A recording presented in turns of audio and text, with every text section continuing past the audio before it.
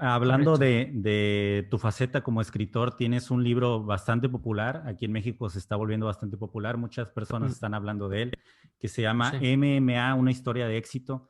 Sinceramente, me muero de ganas de conseguirlo y leerlo. Me llama mucho la atención.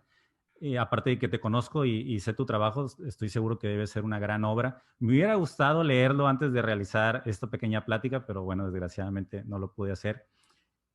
Tengo una idea a grandes rasgos de qué trata, pero ¿qué nos puedes hablar de este libro? ¿Cómo nació esa inquietud por plasmar esta idea de crear un libro del MMA tal cual? Yo hace ya algunos años veía que existía mucho desconocimiento. De hecho, lo sigue habiendo, quizás ya un poco menos.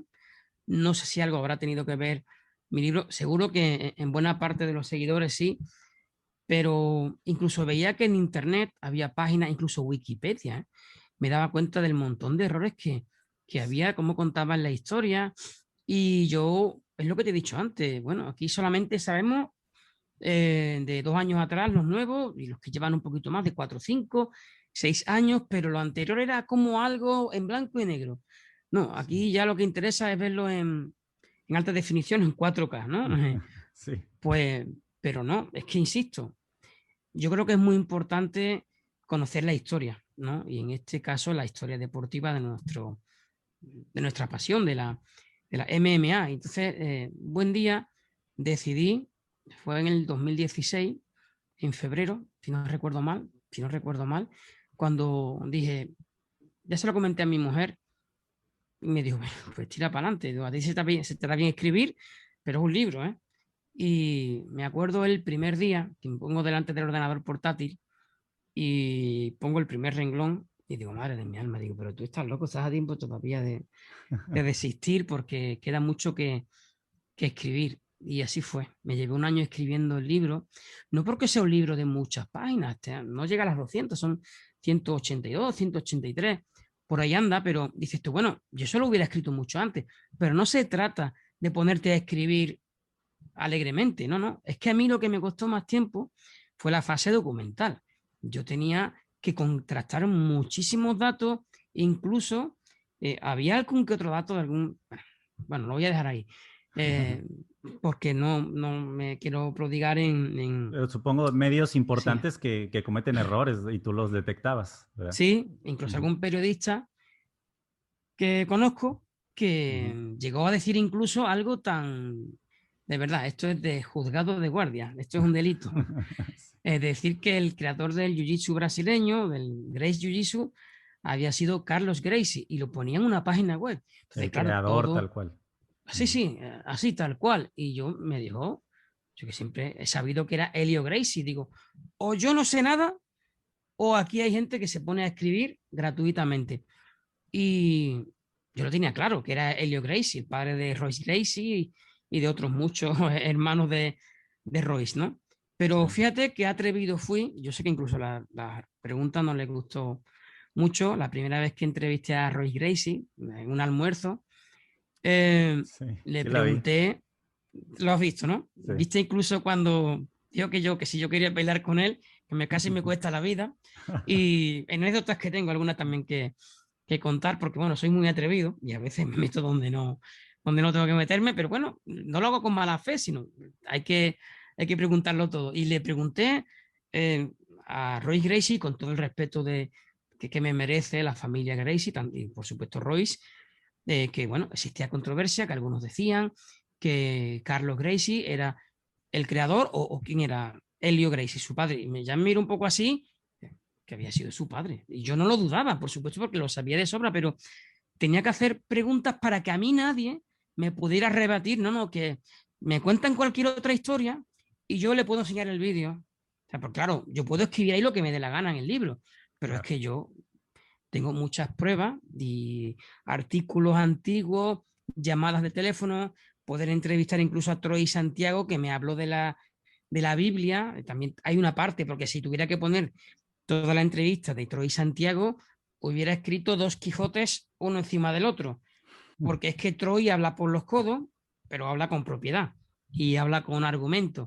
Y bueno, un tipo que sabe muchísimo, que lleva en esto desde el principio, fue la primera voz en español y tenía que estar también en el libro. Entonces, claro, tú tienes que nutrirte de gente que sabe de qué va la historia y contrastar, incluso hacer llamadas a muchos sitios, enviar correo electrónico, algunos te los contestan, otros no, y fue un trabajo arduo, un trabajo la verdad es que a veces para escribir un renglón, perdón, un párrafo, yo me he llegado a llevar 2 días. O sea, y créeme que no te... Entonces, no es que la cuestión de escribir, la cuestión era poder llegar a la verdad. Entonces, para mí mi libro, además de que es la historia, porque yo ahí hablo un poco de cómo se gestó este deporte, las MMA, de cómo fue lo que después fue ZUFA, pero antes fue la SEG, el Semofre Entertainment Group, que fue la que fundó Rorion Gracie, que bueno, tuvo que asociarse, cómo lo pasó de mal al principio, tuvo que volver de Estados Unidos